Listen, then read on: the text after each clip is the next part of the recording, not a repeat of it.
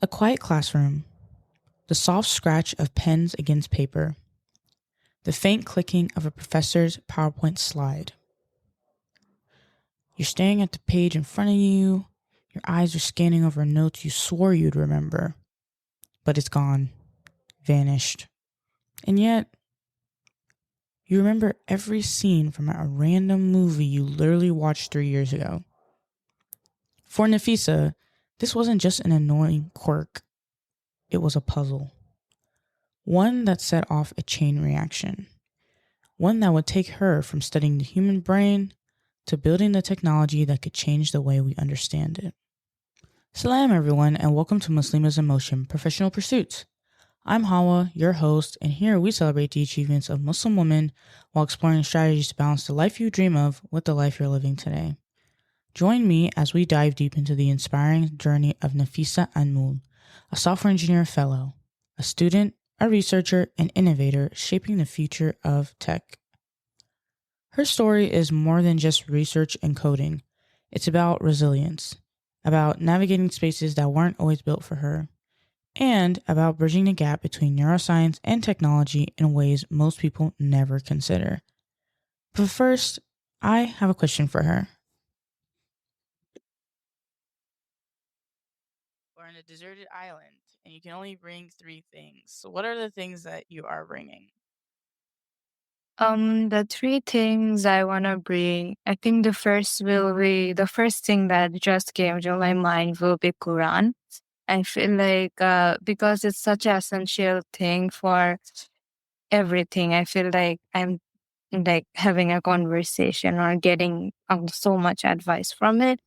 And then it can be like a picture of my family and a book, which is a cognitive neuroscience related book. I'm not pretty sure how to say that name, but the book is basically what neuroscience problems we still can't solve and which can be solved by technology.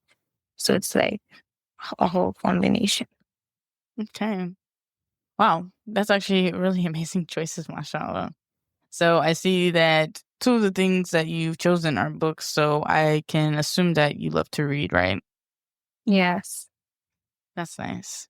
That's It's amazing. like funny story because in pandemic when everything was closed and as a single child and everything, I have very restricted screen time and everything, which I'm thankful for.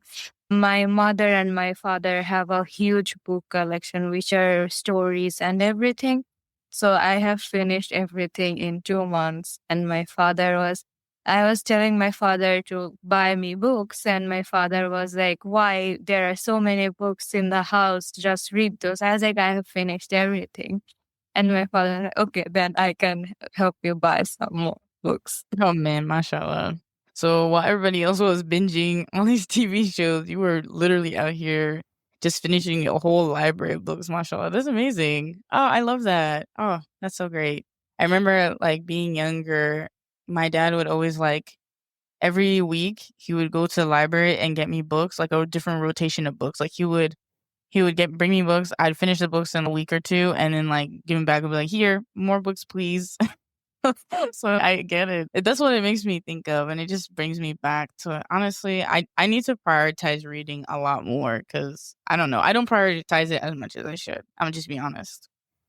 But yeah, that's an amazing thing. It's the same for me now. It's like a lot of screen time now because as a Yeah. computer science student, I'm looking at the screen. And even if I'm taking Mhm. a break, I'm looking at the screen. So it's like Exactly. cutting off the point of reading the book and then doing Yeah. it. You are now a project manager at the school that you're at now, as well as like an undergraduate research assistant. So, do you want to tell me about that experience? Yeah. So the project manager is the like sort of the research work or the interactability project I'm doing in my the job is basically I'm making sort of interactability project where a student who's passing by the hallway can take a break and like maybe make a geometric pattern by using the hand detections only, which detect just the fingertips.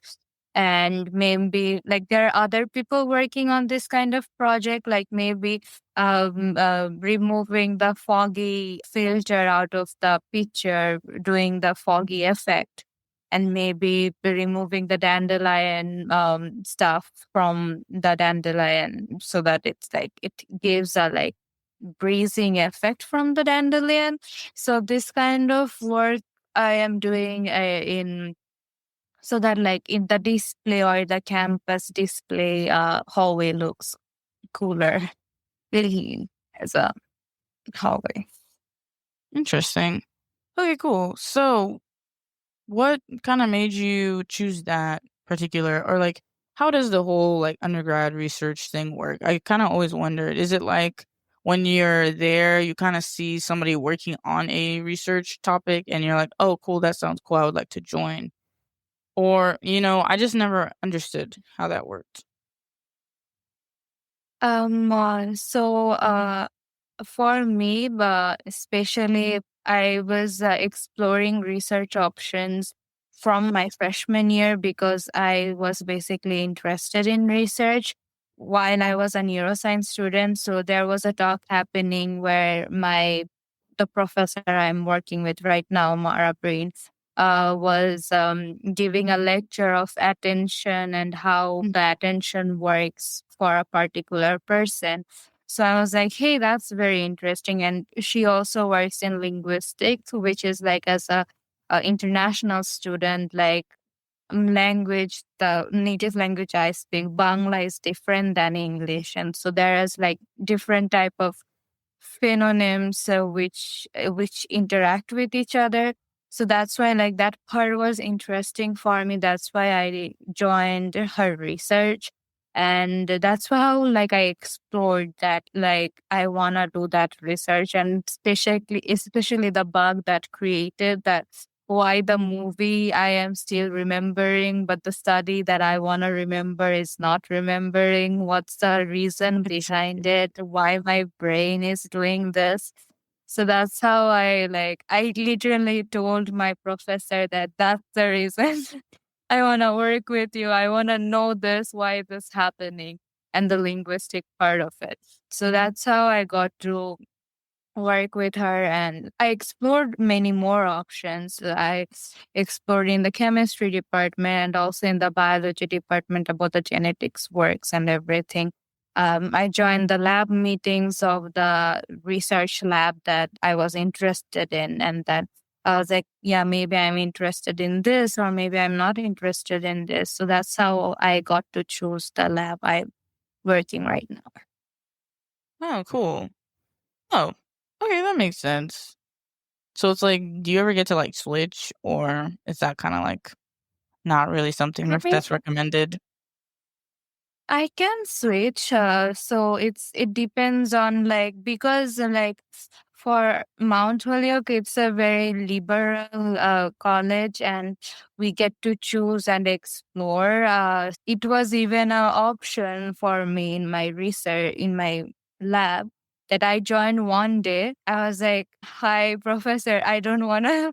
I don't think I can give time in the lab because that's like a lot of lab work, data collection, data It is. cleaning, and it's like I don't know if I can do the work because I on that time I was taking organic chemistry, and Oh. that lab was 3-4 hours, and then I was like, I think I will. I want to give the whole time to organic chemistry because that's such a rigorous subject, and Alhamdulillah, I did well, and I had fun studying organic chemistry.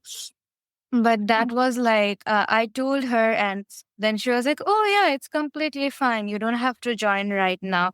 I was like, please understand, it's just because of organic chemistry. It's nothing that I'm not interested in the lab. It's just that I want to focus. I think that I can't be a good contribution person in the lab if I do that. And it would be a like bad impression of me to you because I don't like, as I was like, she was the like, what can I say, like idol of what I want to work in.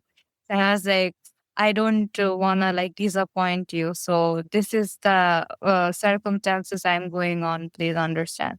So that's how like that's like the like reality example I have, that I can have the liberty to choose or do other things, and also at the same time can come back and work with that professor again. And I like that. I actually respect, because a lot of times people just kind of overcommit to stuff, and I'm guilty of this too. And you want to try to like balance it all and do it all, but I really like how you're able to kind of regroup and be like, you know what? Actually, I can't, but it's not a not ever, it's just a not now. I need to prioritize what I have now and then kind of tackle this thing that I really want to participate in. Even though it is hard, but it's worth it because you were able to, again, mashallah, to do really well in that class and then also do really well in your research. So, do you ever see yourself doing research like for a long time, or because I know Um, for computer science, things are very flexible, right? You can do kind of whatever you choose, but do you enjoy academia? Do you enjoy research? I don't know if I enjoy it. I mean, in what work I do, that's out of my interest. That's out of my curiosity, basically, rather than interest. So that's how I wanna do work in research, but I also like the industry a science student can get, and I wanna explore that because I didn't have that option before. How I like the industry, but so far, now I am liking academia, I am liking research, and it's the curiosity that you are researching something that like normal students or normal CS students who are not reading research papers or who are not doing research work are not familiar with it. They're just familiar with the recent technological development that's happening, and that's what like makes me want to work in research academia, because it's like I get to know stuff, or I get to know in more deep that I can do this, or this can be solved in that way.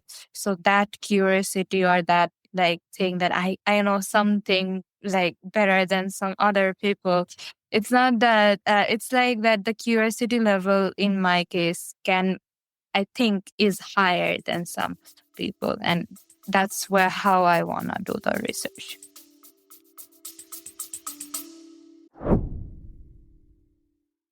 All right, salam everyone. It's Hawa. I'm here to remind you to take a quick little break. This is your reminder to hydrate, stretch, and unclench that jaw. Go ahead and straighten that back too, because we gotta maintain that good posture, ladies. I'm guilty of it too. Take a moment to take a deep breath, let it out, and yeah, cool. And by the way, while you're, taking in breaths and stretching, if you're looking for a cozy, productive space to co-work, connect, and vibe with other Muslim women, you need to check out Kahwa Collective. It's our monthly co-working session where we come together, whether online or in person, to get things done, build our cute little community, and just support each other's goals and dreams, and just a chill, welcoming space. No pressure, none of that awkward networking and genuine nonsense. Just good company, good vibes, and maybe a little caffeine. If you want in on this sisterly productivity action, or not so productive depending on the day, follow us on Instagram at Muslims in Motion Pod to get more info and join the next session. I can't wait to see you guys there, inshallah. Okay, guys, back to regular programming. All right, so you mentioned that you're actually from Bangladesh and now you go to school here. So I wanted to talk about your journey, basically, like what that was like for you, basically having to pack up and leave your home to come here and pursue this curiosity, this passion, this this career that you've chosen to pursue. So could you start off and tell me a little bit about that and how it was like for you? Yes, sure. So I am basically like only child. So, and I can be like, everyone tells me that my father treat me as a princess. I mean, every father treat their daughter as their princess. And,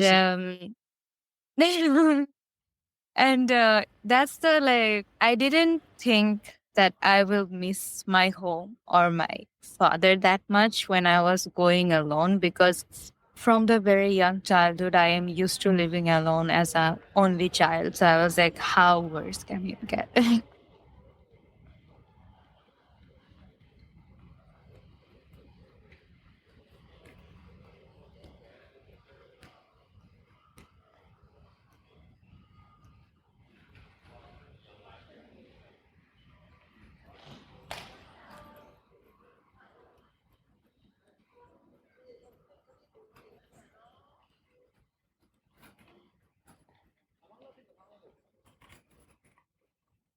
Standing at the immigration gate, Nafisa wasn't thinking about neuroscience or even computer science. She was thinking about her father.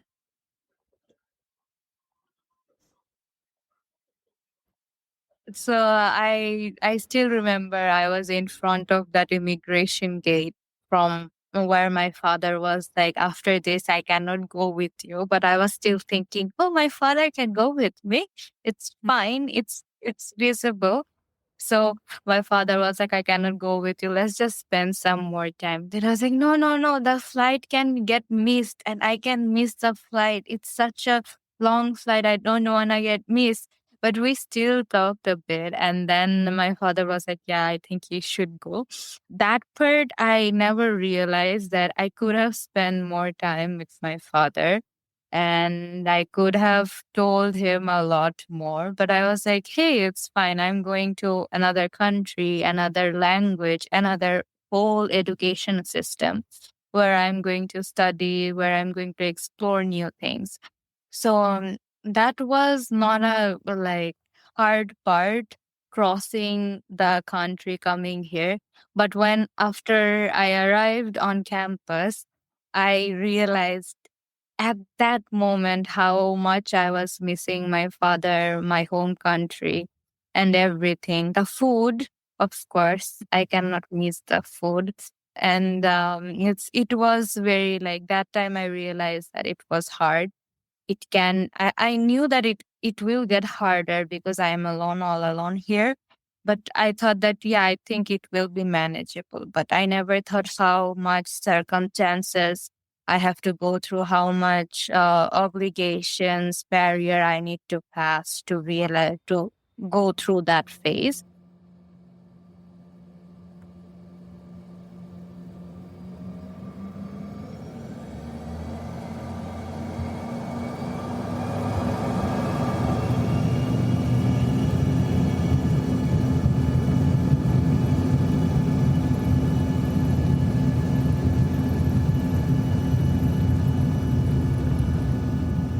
But as soon as she arrived on campus, reality set in.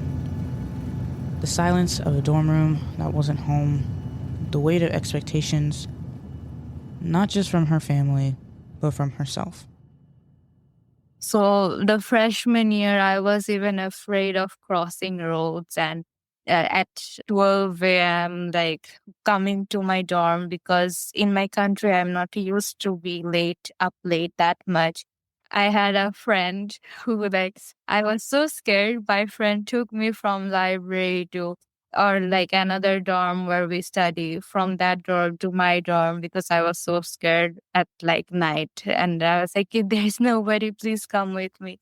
So for an entire month, she literally helped me from one place to another as a parent to a child. To that was an experience, and I still tell my father how much I miss him, how much I realized that. And I feel like for me, what helped talking with my father every day and praying and reading Quran, because whenever I feel bad, I try to read Quran, and like normally talk to Allah Subhanahu wa Taala. And it helped a lot because uh, it really helped for my mental health to overcome, and my father's advice or whatever my father said to help me to adjust in this country. My father thought I wouldn't like survive freshman first semester. So my father still used to call me, and he used to say that, "Hey, I am. You have your exam, school exam, high school exam next day. You should wake up and study." I actually woke up and I was like, "Oh yeah, I need to study to get ready for that final exam of high school." But my then I was like, "Oh wait, it's snowing outside. In my country, there doesn't snow and all." So that was. That kind of funny part and that kind of advice helped me to come here.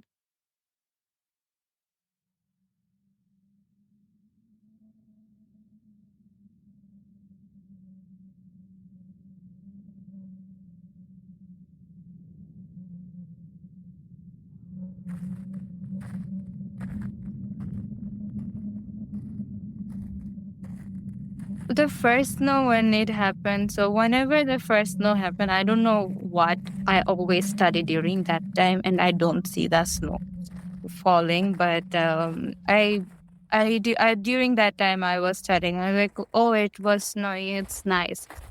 So I didn't went outside. I was like, yeah, it's beautiful. Okay, fine. Let's get back to study. And I was like, oh, first snow, first day, so beautiful. I took pictures and I sent to my father. But then after that day, I realized how hard it is to walk when the snow gets very very much thick. And I still remember that I was realizing buying good snow boot, buying great stuff and like great jacket, and I was like, oh, it's freezing. I need to have something. So that feeling, like the first snow feeling, I feel like is always good, but then when it comes to walk, it's very hard. And like place I live and the dorm I live, it's a very uphill area. So I like sometimes I thankfully to Allah Subhanahu wa Taala, I haven't slept yet. But there is still some case that I feel like I might sleep because of the thick snow and the narrow roads. But it's still nice to see snow, but then realizing I have to walk, and if I stay up late in a library studying, it gets harder at night. And I'm like, I just like pray. I literally pray that Allah subhanahu wa ta'ala, please don't make me freeze here on the road. And then I ran to my dorm. Not Oh ran, wow. but fast walk. Yeah. As fast as you can without slipping. Yeah, no, it's a lot. Like we don't get a lot of snow down here, but like when we do, it's not nearly as much And as it then is in north. Like the snow. I kind of wish we would have like one good one though, because there was an occasion a couple years ago. Long story short, we were not prepared for the snow. Like infrastructurally, Atlanta was not ready. So a lot of terrible things like people who got stuck in the road because they don't have proper snow tires, and people freezing because like they literally were stuck in their cars.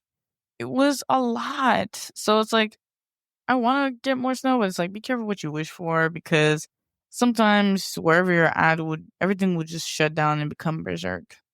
But yeah. No, I can like relate with you because the place I live in South Hadley, Massachusetts, it's not snowing that much. But I went to Buffalo, New York. It snowed. My flight got delayed 2 days. And I had a very horrible experience. But we used to have snow days in South Hadley. And during that day, there was class off and everything off. I really wish for that day. I know it's a bad wish, but it's like a day of class off. I can do my work. I can do more work. And Exactly. maybe Sometimes you just taking need a a break. Yeah. Like taking a break. Then I was like, okay. maybe it's like I am here like till 3 years. I haven't gotten a snow day yet. It was before. Then I was like, maybe it's me. Maybe that's why that snow day is never happening. But yeah. You never know. You honestly never know. Sometimes that can even be a protection because some snow days, it's like the black ice just gets kind of crazy. So you talked about like your journey here. You talked about like your first snow year. What are some things you wish you knew before you came here?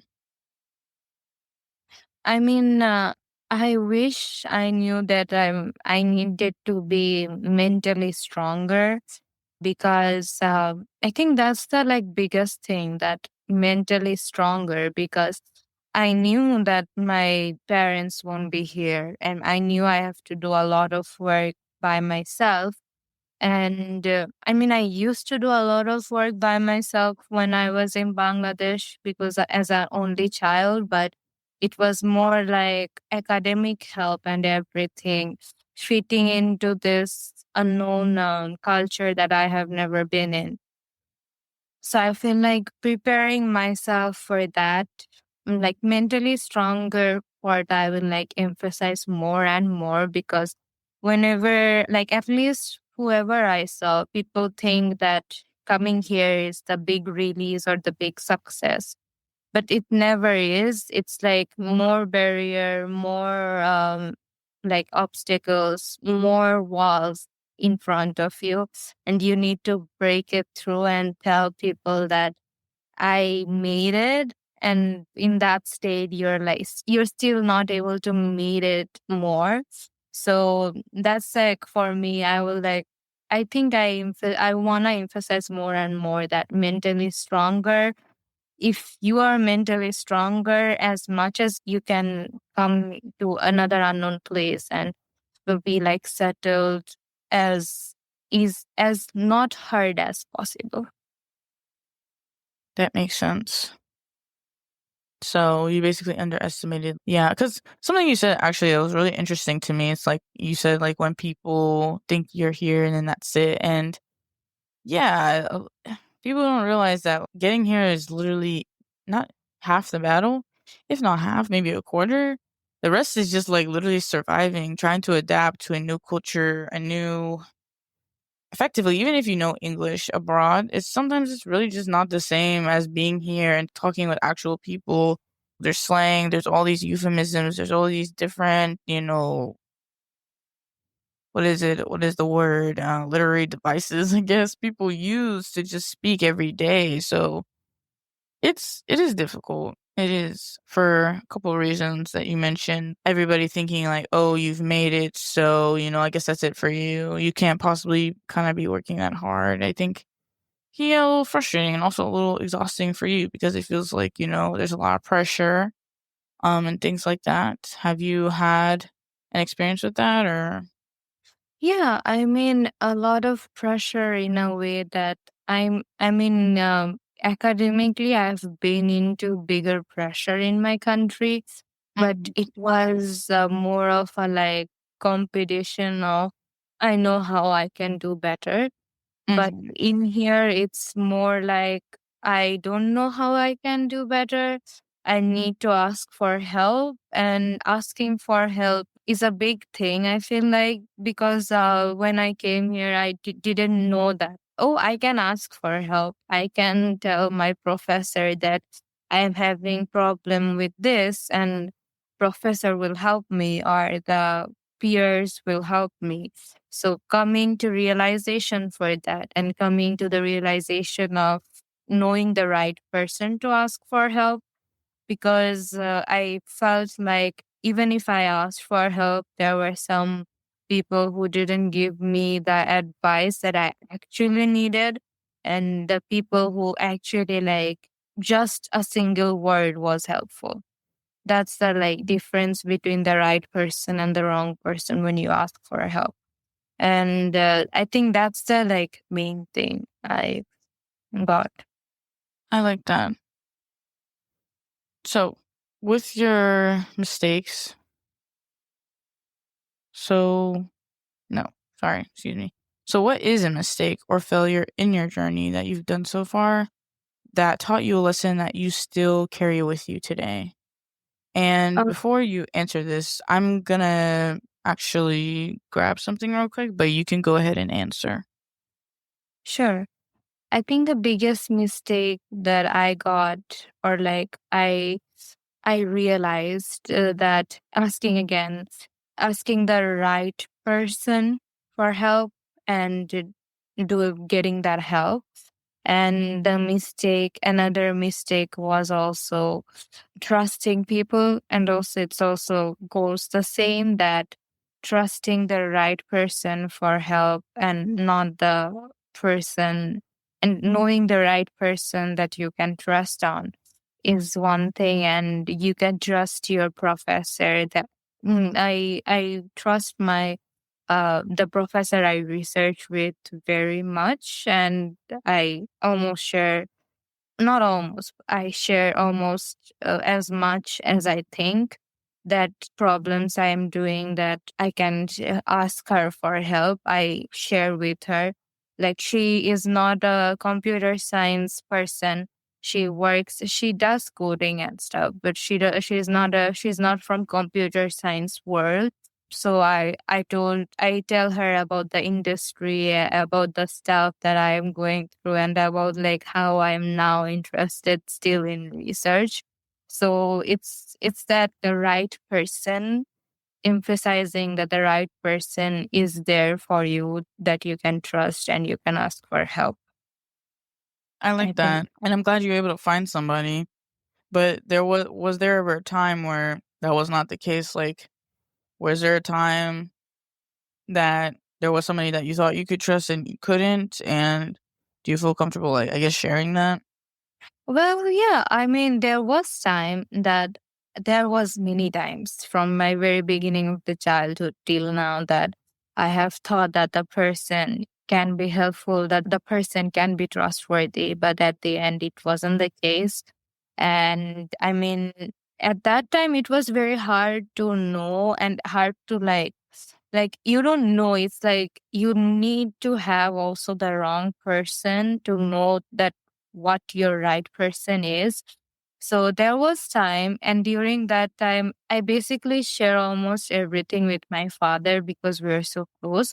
So I was sharing with my father, and my father was giving me advice. My father was telling, ask help from Allah, ask help that he will help you with the mental health and everything, and tell Allah everything. And because, like, also my father was like, because I'm not there, Allah is there for you, ask help. That's the way I got to recover. But also, like, the wrong person was there and I got to experience it. It wasn't a like great experience. It was like horrible experience. But I think I'm glad that I had that experience. So next time, at least it was sooner that it got revealed. And that's how I'm not like in a long process of not knowing that the person is not trustworthy or not the right person to get advice from. Do you feel, like, comfortable sharing that experience? It's okay if you don't. Um, uh, I am comfortable sharing the experience, but it's like there are so many incidents. Yeah. I mean, Uh, one that is directly relevant to, like, you coming here and, like, a time where maybe you came here, you kinda realized kinda felt like, "Oh, I could trust this person, I'm new, I don't really understand, like, what's going on," and then that wasn't the case. Um, After coming here, I think even it maybe in mentally it's suppressed in my memory because I had good people also that helped me. But before coming here, when I was going through the whole US university admission journey, there was a person that told me that I cannot get into any universities or anything because I don't have a lot of extracurricular activities or any good Olympiad, like math Olympiad or biology Olympiad background. And it was very hard for me to know that. And because in my country, academia is everything, extracurricular activity is the like plus point if you have time.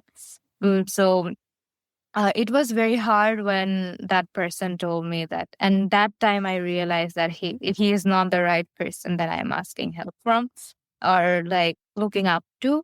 So that was hard for me to know, and I mean, after he told me that, it was like, oh, maybe I am not. But then there was a like a determination that I need to show that person that I can get into universities, I can do good work, and I can get scholarships. It also like you can get into universities, but it's also you have to have scholarships or grant to like be here because uh, do financial stuff. So yeah, I mean, I am studying computer science and neuroscience here, but I made my portfolio, my background in architecture to apply here. I have a passion for that also. It's a passion, it's a hobby, but I was like, I can make something out of it. So I made a whole architecture portfolio to apply to universities here. And it was helpful and people were shocked. But it was good to see that I can prove that I am capable enough. Yeah. There's a saying that I learned that goes along the lines of don't ever ask for advice or opinions from people who you would never trade places with. And yeah, it applies because a lot of times people are speaking from a place of like ignorance or just envy. And, may Allah protects us from evil and all that stuff. But like, yeah, a lot of times people are just haters. So now they're saying, oh, and they're kind of like fighting things within themselves. So now they're like, oh, well, how can she make it? Because I have XYZ and I couldn't even make it. So how can she do it? And honestly, that's very annoying. And I'm sorry that happened, but alhamdulillah, you're here now. And I'm so glad that you didn't allow that nonsense person or people to kind of ruin your spirit and your motivation. And so for anybody who might be going through something similar or maybe just dealing with dissenting voices when it comes to pursuing something as big as this, I think it's a really huge deal, by the way, when you've decided, hey, I'm just going to leave my home country to come here and go to school and change my situation, not or maybe not even just my situation, but my family situation. I think that's worthy of much respect, mashallah. Not a lot of people can are brave enough to do something like that. So it's an amazing thing you've done. So with that being said, what is some advice or some things you would tell somebody maybe in your shoes or maybe even yourself 5 years ago? Like what would you tell somebody who like what would you ask them to look out for or watch out for in that case? I mean, I think it's me still because the whole interview or the industry journey is very hard for me now. And I wanna go back to my dad self, and I wanna tell that not to give up, but it's hard to know. It's hard to like, yeah, people can say that don't give up, but how or why? That's not always the case. So don't give up, but it's also like why you should not give up. Why do you think you are the person that you are thinking that giving up is not worthy? I feel like there should be a like determination again that you need to do something for yourself. You need I it's even fine that you are a version of yourself still. The time is passing. You are a better version of yourself. Like trying to make yourself a better version, and also like telling that I want to do this because of this reason, because maybe I want to be successful in that area, maybe I want to tell people that hey, this is the reason, and maybe I want to help people. Like for me, why is the neuroscience and computer science is interesting is like I want to help people in my country also to be accessible to the technology and also to the health. So I feel like that's something that why not to give up is also a thing. Don't give up, and why you don't want to give up, find that reason and stick to it. And maybe after getting successful in that reason, you will find another reason, and you wanna say that don't give up. Then try to find that new reason to not to give up. Yeah. I like that because it's not just about the what you're doing, but your why is so important because the what can be anything, right? But the why is what keeps us going and keeps us pushing, even when we don't feel like doing it, even when we're tired, even when we just feel like, you know what, what's the point? Maybe you feel like, oh, this isn't for me. If you're just so focused on like the result, then yeah, it's a lot easier to just like throw in a towel. But you have to remember, like, why are you doing this? Who are you doing this for? What is the purpose behind everything, you know? And at the root of it, even if you're not doing it for yourself or for a person, maybe you're doing it for Allah subhanahu wa ta'ala, right? At the end of the day, we're all striving towards something and we want to leave an impact on this dunya, right? This life is not permanent. So we want to leave an impact, something that people will help people, something that will contribute to our communities, which what you're doing, by the way, is very admirable. Mashallah. May Allah make it easy for you to complete your goals. So, yeah, like the why is the biggest thing. It doesn't matter if I can say anything. It's like, okay, you can do whatever you want, but it's the why that's going to keep you going on those late nights where you're regretting everything and asking yourself, why did I even choose this path? Why did I choose this major? Why did I choose this job? You know what I mean? And I think that's a beautiful thing, mashallah. So, with that being said, speaking of leaving impact, if you could leave one lasting legacy in your field, whether through innovation, mentoring, advocacy, your research, like what would it be? I think my journey, and also I wanna leave how what my parents has done for me, that journey, and like the research or the path I will be in. No, without Allah subhanahu wa ta'ala, no one knows. Wherever I'm leaving that impact, I wanna tell people the behind story of it, or the backstage work of it, because it's not just me. It's also Allah subhanahu wa ta'ala's help, rahmat. And it's also my parents have worked very hard to get me here. So that's what like I want to tell people, that like we all go through, maybe not all, but I went to the rebellious phase of not listening to everything that my parents said to me. But then as I'm getting older, those advices really helped. Oh, And for sure. I'm really thankful for that advices, and from like those strict rules that I have been opposed to. And I feel like those I wanna like leave behind, that uh, you are doing what you are doing, but there is like a person or parents that has done something for you to come here. This is true. You gotta remember, like, what was it all for? Who did it? Like, who helped us along the way? And for a lot of us, that is our parents. And may Allah have mercy on them and protect them. That's amazing. So, before we close off, I always like to ask one last question, or just ask the last question, which I'd like to ask, what is your favorite ayah from the Quran? And how does it inspire or influence your approach to your career, your school, your research, or your life? I There are like so many. I mean, I won't say like, but there are like always different ayahs that help me in different times. But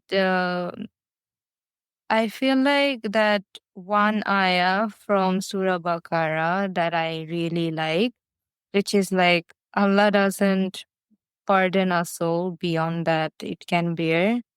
And I read it a lot times, that maybe that's why it's nothing.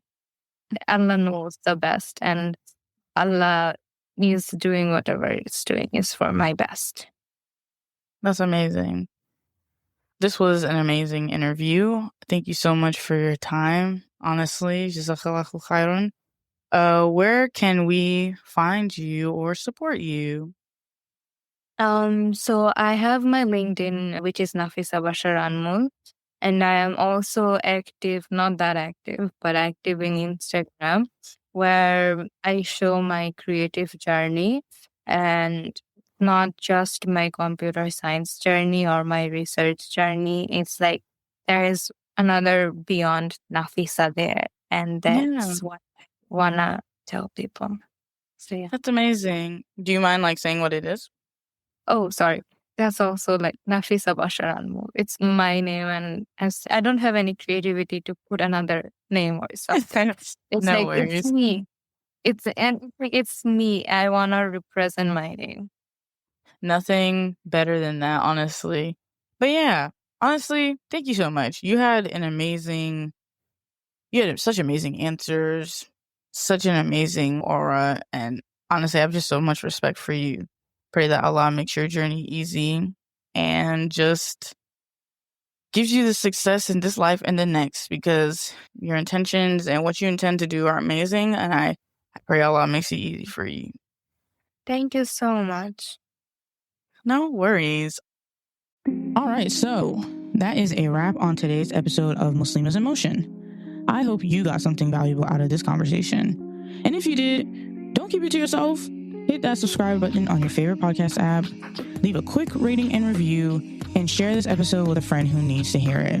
It seriously helps more Muslims like you and me find the show. And if you want to keep the conversation going, come hang out with us on Instagram at Muslimas in Motion Pod for more gems, behind the scenes, and community discussions. We're also on TikTok, YouTube, and Threads. So follow along wherever you like to scroll.